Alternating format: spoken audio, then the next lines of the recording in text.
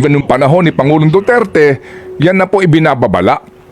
At as a matter of fact, noong panahon ng Pangulong Duterte, ipinasa ang Rice Tariffication Law sa adhikain na mapaganda ang produksyon ng local rice ng palay at bumaba ang presyo po ng bigas na hindi po naman, hindi nagtagumpay yung adhikain ng batas. Carry over sa panahon po ni Pangulong Marcos na by the way ay nakaka-3 taon na. Yan. Yes, ngayon pong June 30, 3 taon na sila. 3 taon na lang sila. Ano na-accomplish nyo sa usapin ng agrikultura? Diba? Pagising mo bukas makalawa, tapos na term mo. Kamot ulo ka na, lalo na kaming mga Pilipino. Dahil imaasa rin kami sa mga nagdaang mong SONA tungkol sa mga pangako na naman sa agrikultura. Samahan pa ng appointment ng mga taong hindi mo maintindihan kung sa katakan sa ang planeta